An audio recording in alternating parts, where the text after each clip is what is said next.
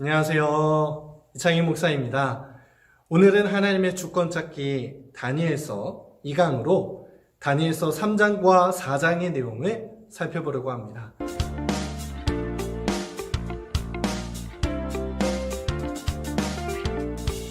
느부갓네살은 하나님의 계시를 대변하는 다니엘의 지혜를 높이 샀습니다. 그리고 그를 바벨론에 있는 모든 지혜자의 리더로 삼죠. 이는 곧 느부갓네살이 이 다니엘이 믿는 하나님과 그분의 심판적 메시지를 인정한다는 의미였습니다.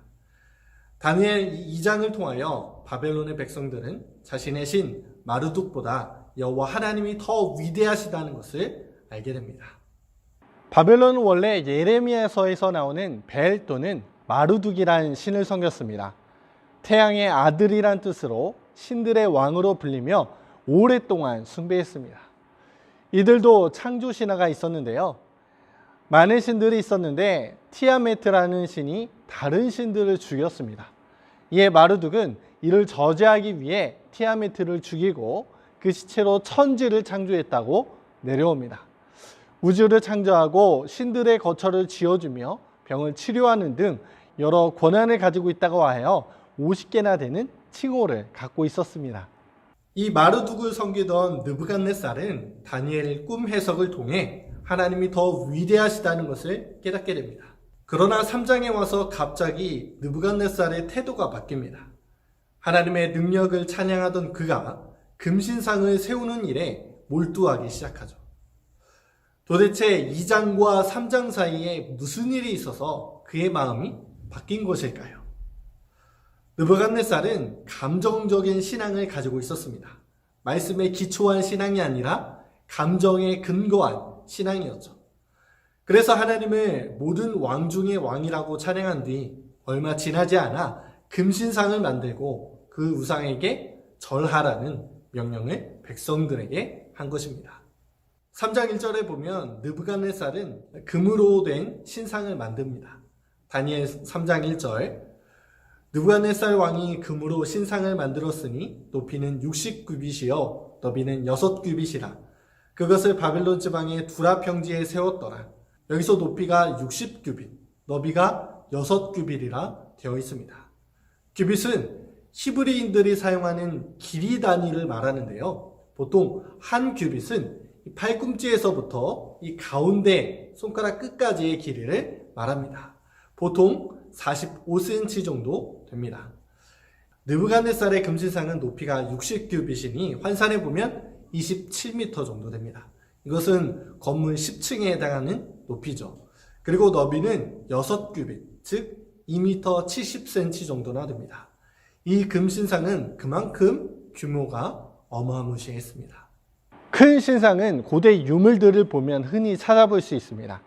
누베아의 아부신벨에 있는 신전에 위치한 람세스 2세의 거상들의 높이가 11.5m가 됩니다. 우리가 잘 아는 이집트의 스핑크스 아시죠? 밑에서 머리까지의 높이가 20m, 전체의 길이가 60m로 석회암으로 되어 있습니다. 아멘호텝 3세의 거대한 멤논의 거상들도 23m의 높이입니다. 미국의 자유의 여신상이 있죠. 총 93m의 높이인데 그 가운데 받침을 제외한 높이가 33m입니다. 그렇게 두라 평지에 놓여 있는 금신상은 거의 오늘날 자유의 여신상 크기와 비슷한 정도라고 보시면 됩니다. 이 신상의 높이가 60규빗, 너비가 6규빗인 것은 상징적인 의미가 있습니다. 6이라는 숫자와 6의 배수는 고대 바벨론 종교와 관련이 되어 있는데요. 바벨론의 신인 마르둑이 사용하는 고유 숫자가 6이었고 바벨론의 종교 지도자들은 주로 60진법을 사용했다고 합니다. 아울러서 이 신상은 무엇으로 만들었다고 했죠? 네, 금으로 만들어졌다고 기록되어 있습니다. 다니엘서 2장을 통해 배운 것처럼 바벨론 도성에는 금이 매우 풍부하였습니다. 금으로 만든 신상이나 제단, 탁자가 많았죠. 이 느부갓네살 왕은 온통 금으로 된 높이 60규빗, 넓이 6규빗의 신상을 만들게 됩니다.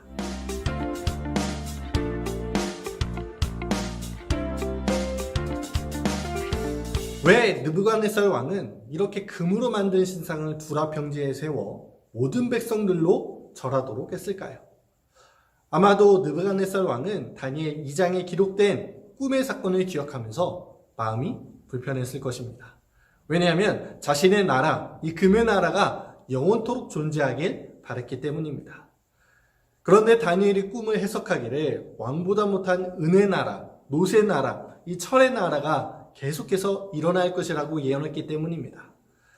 그래서 느부갓네살 왕은 이 꿈을 인정하지 않았습니다. 자신의 제국이 더 영원하길 바랬거든요. 그래서 그는 금신상을 모두 금으로 만들었습니다. 머리만 금이 아니라 가슴과 팔, 배와 넓적다리, 온몸을 금으로 만들었습니다. 자신의 나라가 망하리라고 예언했던 꿈을 뒤바꿔 놓고자 하는 인간의 몸부림이었습니다. 레바논에 발견된 고대 비명에 이렇게 기록되어 있었습니다. 이전에 어느 왕도 성취하지 못한 것을 나는 했다. 아무도 혼란을 일으키지 못하도록 하기 위해서 나는 나의 왕다운 상을 영원하도록 세워놓으라. 자기의 위대함을 드러내기 위해서 나의 왕다운 신상을 세웠다고 기록하고 있습니다. 이 두라 평지에 금 신상을 세우고 각지의 모든 관리들을 불렀습니다. 그리고 그들에게 이렇게 우상 숭배를 강요했습니다. 그가 가지고 있는 이 정치적인 권력을 이용하여 모든 백성들로 하여금 그가 세운 하나의 우상에게 경배하도록 하였습니다. 아마도 느부갓네살 왕은 그가 꿈꾸고 있던 대제국을 통치함에 있어서 이 종교의 힘을 이용하려 했을지 모릅니다. 그래서 이를 위해 하나로 통일된 종교가 필요했던 것이죠. 그는 그가 만든 우상에게 강제로 경배하도록 하면서 그의 정치적인 힘을 이용하여 하나의 우상, 하나의 종교를 강요했습니다. 그런데 그 자리에는 다니엘은 없었습니다. 세 친구들은 있었죠. 왜 그 자리에 다니엘은 없었을까요? 아마도 느부갓네살 왕은 그 자리에 다니엘을 초청하기 매우 꺼림직했을 것입니다. 다니엘이 금의 나라는 은의 나라에 망할 것이다 라는 꿈풀이를 해주었는데 이 해석을 받아들이지 않고 금의 나라가 영원할 것이라 생각했기 때문이죠. 그래서 금신상을 세우고 경배하는 일에 초청하기 어려웠을 것입니다. 아마도 사단은 느부갓네살 왕을 통하여 금신상을 세우고 모든 사람들로 하여금 경배하도록 하면서 모든 사람의 주목을 이 우상에게로 향하길 바랬을지도 모릅니다. 그런데 이 순간 모든 사람들의 주목이 우상이 아닌 이 세 친구에게로 향합니다. 왕의 명령임에도 불구하고 죽을 것을 각오하고 하나님을 믿기로 결심한 이 유다 청년들이 그 자리에서 당당하게 서 있는 것이죠. 이제 모든 사람들은 우상을 바라보지 않고 하나님을 대표하는 이 세 친구를 바라보게 됩니다.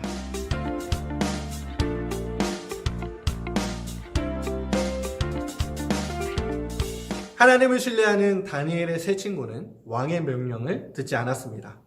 우상에게 절하지 않은 것이죠. 그러자 갈대아 사람들이 그들을 고발합니다. 성경에 갈대아 사람들이라고 기록된 이들은 사실상 이 바벨론의 고위직 점술가들입니다. 그들은 다니엘의 세 친구에게 정치적인 시기심을 갖고 있었습니다. 포로로 끌려온 사람들이 다니엘 덕에 지방 행정관직을 맡고 있으니 얼마나 눈에 가시였을까요? 그래서 다니엘의 세 친구가 우상에게 절하지 않는 것을 보고 이때다 싶어서 그들을 고발하였습니다. 그러자 느부갓네살 왕은 크게 노하게 되죠. 다니엘 3장 14절에서 15절 말씀, 느부갓네살이 그들에게 물어 이르되 사드락, 메삭, 아벳느고야, 너희가 내 신을 섬기지 아니하며 내가 세운 금신상에게 절하지 아니한다 하니 사실이냐? 이제라도 너희가 준비하였다가 나팔과 피리와 수금과 사명금과 양금과 생황과 및 모든 악기 소리를 들을 때 내가 만든 신상 앞에 엎드려 절하면 좋거니와 너희가 만일 절하지 아니하면 즉시 너희를 맹렬히 타는 풀무불 가운데에 던져 넣을 것이니 능히 너희를 내 손에서 건져낼 신이 누가 있겠느냐 하니. 가만히 말씀을 보면 모든 악기라고 표현하면 될 것을 일일이 악기 종류를 구체적으로 설명하고 있습니다. 왜 그랬을까요? 놀랍게도 이 악기들은 세계 각국에서 불러 모은 악기입니다. 다시 말해 세계 각국에서 이 느부갓네살 왕의 명령에 따라 모인 연합 오케스트라인 셈이죠. 바벨론 제국의 위상과 느부갓네살의 위세가 어느 정도인지 가늠할 수 있게 됩니다. 역사적으로 우상 노름에 빠진 독재자들은 항상 자신의 권력을 과시하기 위해 음악을 사용했습니다. 대표적인 인물이 히틀러입니다. 그는 음악이 일체감을 형성하는 데 탁월한 힘이 있다는 것을 알았습니다. 그래서 국민을 휘어잡고 우민화하는 데 음악을 아주 적절하게 사용했던 것이죠. 느부갓네살 왕은 각 지방마다 모아놓은 그 오케스트라의 자그마한 음악 소리에 맞춰 신상에 절하도록 했습니다. 그런데 자신의 명령을 듣지 않는 이 세 친구들에 대한 이 느부갓네살의 태도를 한번 보시길 바랍니다. 다니엘 3장 15절 말씀, 이제라도 너희가 준비하였다가 왕의 명령을 어겼으니 벌을 내려도 시원치 않을 판에 자신의 말을 들어달라고 마치 사정하는 듯한 느낌이 듭니다. 그만큼 왕은 이 똑똑한 유다 청년들을 아끼고 존중하였던 것이죠. 그런데 끝내 그들이 말을 듣지 않자 느부갓네살 왕은 크게 분노합니다.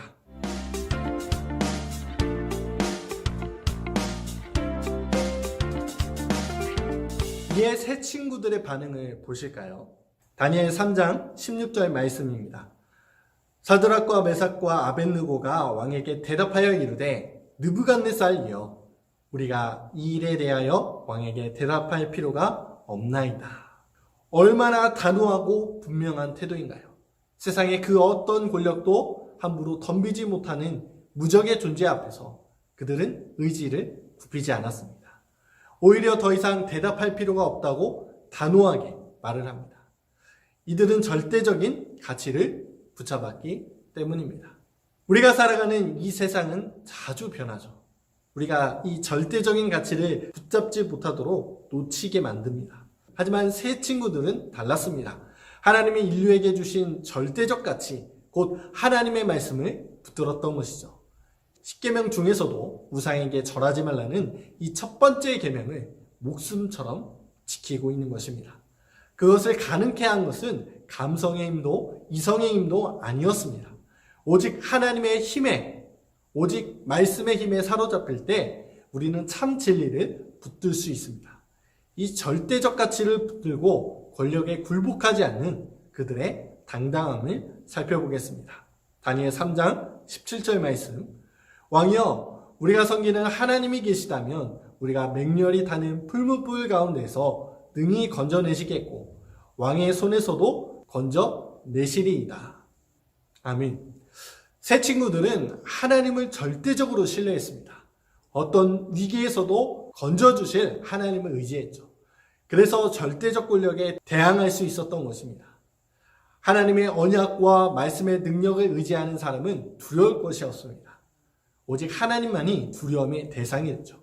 사람은 두려움의 대상이 아니라 긍휼의 대상임을 기억하였으면 좋겠습니다. 우리 세 친구들의 고백을 다시 보겠습니다. 다니엘 3장 18절 말씀, 그렇게 하지 아니하실지라도 왕이여 우리가 왕의 신들을 섬기지도 아니하고 왕이 세우신 금신상에게 절하지도 아니할 줄을 아옵소서. 이 얼마나 위대한 고백일까요? 그렇게 하지 아니하실지라도. 그들은 하나님의 뜻에 무조건 순복하는 마음을 갖고 있었습니다. 신앙은 이렇다고 생각됩니다. 우리의 계획을 말씀드리고 우리의 요구를 응답받는 게 신앙이 아닙니다. 신앙은 하나님의 계획 앞에 우리가 설득당하는 것입니다. 다니엘의 세 친구는 하나님의 능력을 믿었지만 만약 하나님이 그들을 불구덩이에 죽게 하신다면 그것조차 기꺼이 받아들이겠다 선언하죠. 루마니아 혁명 때 요셉손이라는 목사님에게 한 군인이 총을 들이대고 신앙을 포기하라고 협박했습니다. 신앙을 포기하지 않으면 방아쇠를 당기겠다는 것입니다. 그러자 요셉손 목사님은 이렇게 말합니다. 죽이는 게 내 무기라면 죽는 것은 내 무기다. 그러니 내가 나를 죽여야 승리한다. 참 대단한 신앙이지 않습니까? 살아계신 하나님이 우리의 아버지가 되시고 우리가 붙들고 있는 것이 영원히 변하지 않을 절대적 진리인데 무엇이 두렵겠습니까? 거대한 세상과 맞설 수 있는 당당함, 그것이 바로 참 신앙입니다.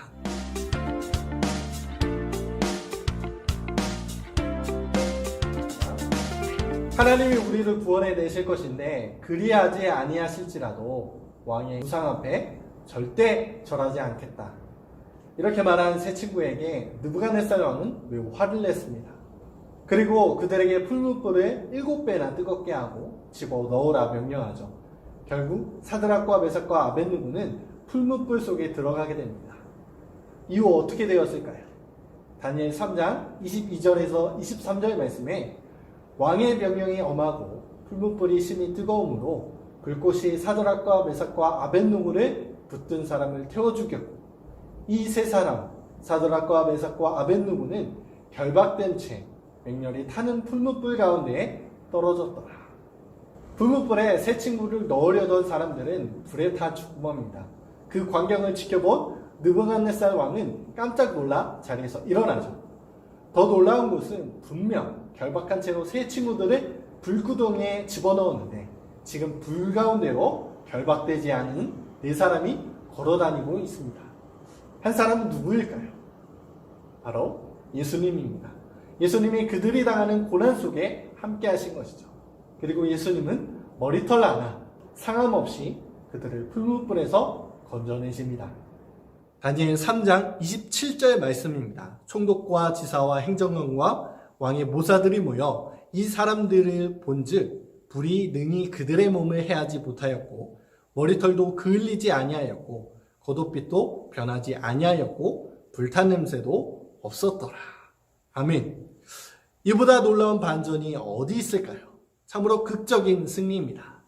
이는 장차 예수님이 사망의 권세를 깨뜨리시고 부활의 승리를 이루신 사건의 예표가 됩니다.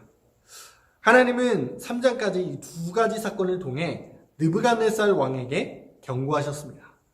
다니엘이 느부갓네살 왕의 꿈을 해석한 사건과 다니엘의 세 친구가 이 풀무불에서 건짐을 받은 사건을 통해 이 땅에는 영원한 나라가 없으며 하나님 나라만이 영원하다는 것을 가르쳐 주셨습니다. 그 뒤 느부갓네살 왕은 다시 한번 하나님을 높이며 그분의 나라가 영원함을 고백합니다.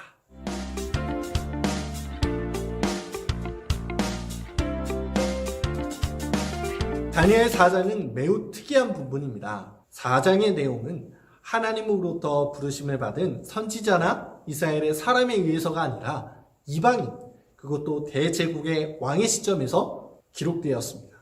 그래서 다니엘 4장은 느부갓네살 왕의 자서전이라고 볼 수 있습니다. 그렇다면 이 다니엘 4장에는 어떠한 내용이 있을까요? 다니엘 4장에 보면 느부갓네살 왕이 또 한 번 꿈을 꾸게 됩니다. 다니엘서 4장 4절에서 5절, 나 느부갓네살이 내 집에 편히 있으며 내 궁에서 평강할 때 한 꿈을 꾸고 그로 말미암아 두려워하였으니 곧 내 침상에서 생각하는 것과 머릿속으로 받은 환상으로 말미암아 번민하였었노라. 다니엘서 4장에 보면 느부갓네살 왕이 평강할 때를 맞이하게 됩니다. 사실 이 느부갓네살 왕은 위대한 정복자이면서 전제 군주였고 거대한 바벨론 도성을 건축한 건축자였습니다. 43년간의 제위 기간에 대부분 전쟁터에서 보냈고요. 본국에 돌아와서는 이 거대한 바벨론 성을 짓는 데에 많은 시간을 투자했습니다. 그런데 이제 그는 마침내 정복전쟁과 대제국 건설을 마친 다음에 드디어 본문의 말씀처럼 편히 있으며 평강할 때를 맞이하게 됩니다. 온 제국이 이제 그의 소나기에 달려 있었습니다. 말 그대로 평화롭고 안전한 때를 보내고 있었죠. 그런데 그는 또 다른 꿈을 꾸게 됩니다. 마치 다니엘 2장과 흡사한 모습이죠. 그 꿈으로 인하여 매우 고민하고 번민하게 됩니다.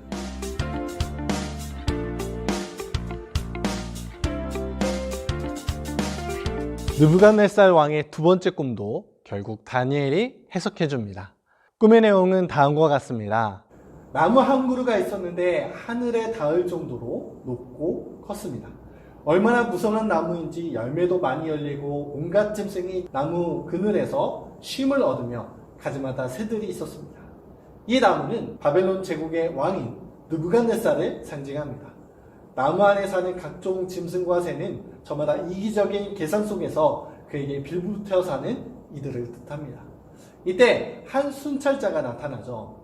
다니엘 4장 13절, 내가 침상에서 머릿속으로 받은 환상 가운데에 또 본즉 한 순찰자, 한 거룩한 자가 하늘에서 내려왔는데, 여기서 한 순찰자는 누구일까요? 왕 중에 왕으로 오신 예수 그리스도를 상징합니다. 한 순찰자가 와서 한 일을 한번 주목해 보세요. 다니엘 4장 14절 말씀, 그가 소리질러 이처럼 이르기를 그 나무를 베고 그 가지를 자르고 그 잎사귀를 떨고 그 열매를 해치고 짐승들을 그 아래에서 떠나게 하고 새들을 그 가지에서 쫓아내라. 이 순찰자는 큰 나무를 베어버리라고 말합니다. 농사를 지어보면 알게 됩니다. 이 좋은 열매를 맺기 위해서는 계절마다 이 가지치기 작업을 해야 합니다. 제가 몇 년 전 이 시니어 대학 야외학습을 준비하며 2월에 청송으로 답사를 갔었습니다. 청송하면 이 사과로 유명합니다. 길거리마다 이 사과를 팔고 있었는데요. 겨울이라 사과밭에는 사람들이 없을 줄 알았는데 이 두세 명씩 사과밭에서 일을 하고 계셨습니다. 가만히 들여다보니 이 가지치기를 하고 계시더라고요. 쓸데없는 곳으로 양분이 가는 것을 막기 위해 불필요한 가지를 잘라내는 것입니다. 가지가 많으면 나무가 크게 보이긴 하겠지만 양분이 제대로 열매에 전달되지 않겠죠. 순찰자 역시 이러한 관점으로 불필요하게 커진 나무를 정리하기 시작합니다. 비본질적인 요소를 덜어내고 본질만 남겨두는 작업을 하는 것이죠.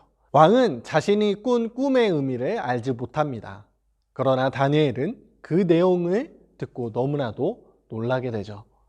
다니엘 4장 19절 말씀에 보니까 벨드사살이라 이름한 다니엘이 한동안 놀라며 마음으로 번민하는지라 왕이 그에게 말하여 이르기를 벨드사살아 너는 이 꿈과 그 해석으로 말미암아 번민할 것이 아니니라.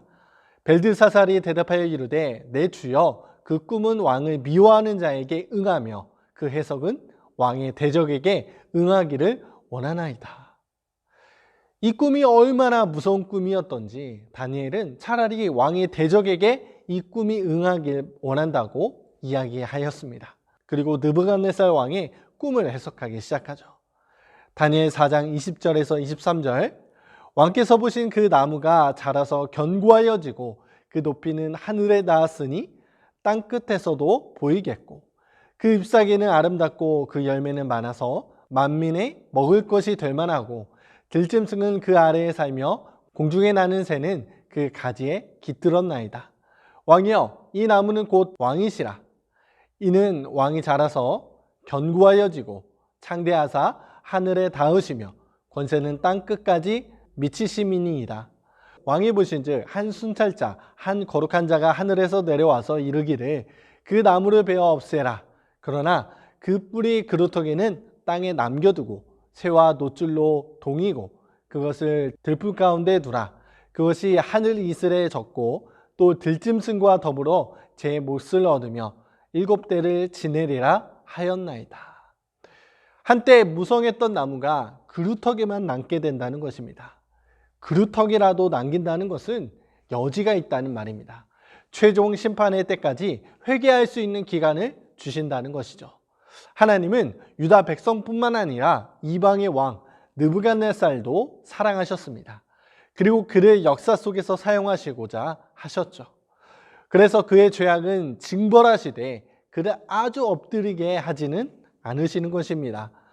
두 번째 꿈을 통해 하나님께로 돌아올 기회를 주시고자 하신 것이죠. 계속해서 다니엘은 꿈을 풀이합니다. 다니엘 4장 26절에서 27절, 또 그들이 나무 뿌리에 그루터기를 남겨두라 하였은즉 하나님이 다스리시는 줄을 왕이 깨달은 후에야 왕의 나라가 견고하리이다. 그런즉 왕이여, 내가 아뢰는 것을 받으시고 공의를 행함으로 죄를 사하시고 가난한 자를 긍휼히 여김으로 죄악을 사하소서. 그리하시면 왕의 평안함이 혹시 장구하리이다 하니라. 다니엘은 느부갓네살 왕에게 왕이 회개한 다음에야 비로소 그의 나라가 견고해질 것이라고 하나님의 메시지를 전달합니다.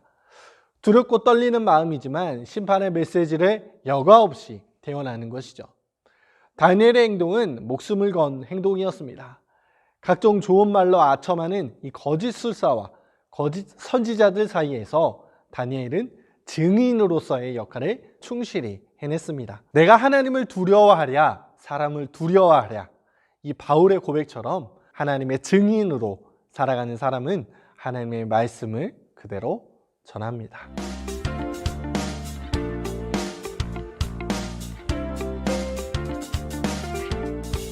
다니엘이 느부갓네살 왕의 꿈을 풀이해 준 뒤 어떤 일이 일어났을까요? 다니엘 4장 28절에서 31절. 이 모든 일이 다 나 느부갓네살 왕에게 임하였느니라. 12달이 지난 후에 내가 바벨론 왕궁 지붕에서 견일세. 나 왕이 말하여 이르되 이 큰 바벨론은 내가 능력과 권세로 건설하여 나의 도성으로 삼고 이것으로 내 위엄의 영광을 나타내는 것이 아니냐 하였더니 이 말이 아직도 나 왕의 입에 있을 때에 하늘에서 소리가 내려 이르되 느부갓네살 왕아 내게 말하노니 나라의 왕위가 내게서 떠났느니라. 느부갓네살 왕은 바벨론 제국이 가장 전성기에 있을 때 심판의 메시지를 듣습니다. 나라가 힘이 있고 번성할 때 이 영적인 타락이 시작됩니다. 사람은 여유 있고 물질적으로 넉넉할 때 죄를 저지르기 쉽습니다. 그래서 어찌 보면 돈 쓸 겨를 없이 바쁘게 일하는 것이 오히려 복일 수도 있죠. 하루하루 바쁘게 살다가 보면 죄지을 생각할 여유가 없기 때문입니다. 잘 나갈 때 도리어 더욱 철저히 자신을 되돌아봐야 하는 것이죠. 요즘 수술할 때 마취제를 사용하여 환자의 고통을 크게 줄여줍니다. 그 마취제를 처음 개발하고 보급한 영국 의사에게 어느 날 학생이 물었습니다. 선생님의 인생 중에 가장 위대한 발견은 무엇인가요? 대부분의 학생들은 그가 마취제를 발견한 것이라고 말할 줄 알았습니다. 그런데 모두의 예상을 뒤엎고 그는 이렇게 대답했습니다. 내가 죄인임을 깨달은 것이 가장 큰 발견이다. 하나님은 결코 교만한 사람 쓰시지 않습니다. 하나님은 언제나 겸손한 사람을 들어 쓰십니다. 겸손한 사람은 자신이 틀릴 수 있음을 알고 인정하는 사람입니다.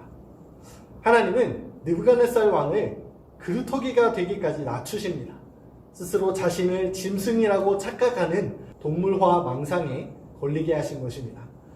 한순간에 이 제국의 왕에서 처참한 병에 걸려 짐승의 흉내를 내며 숲속을 방황하는 자가 된 것이죠. 하나님은 수차례의 경고에도 돌이키지 않았던 교만한 느부갓네살 왕을 가장 밑바닥으로 던지십니다. 인생의 밑바닥에서 하나님의 하나님 되심을 뼈저리게 배운 것이죠. 고통의 시간을 통과하며 교만이 얼마나 무서운 죄인지 하나님 앞에서 자신이 얼마나 큰 죄인인지 온몸으로 깨달은 것입니다.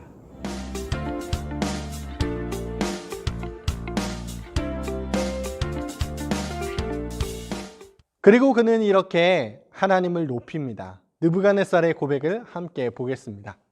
다니엘 4장 37절 말씀.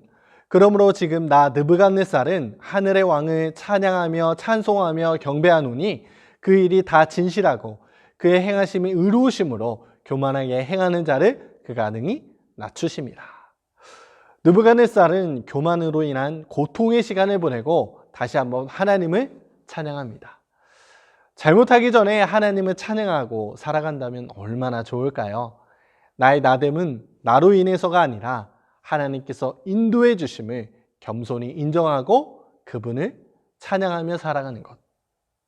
이것이 그리스도인의 참된 모습이지 않을까 생각됩니다. 오늘 하루 가운데 나를 높이는 것이 아니라 하나님만을 높여드리는 하루 되길 간절히 소망합니다.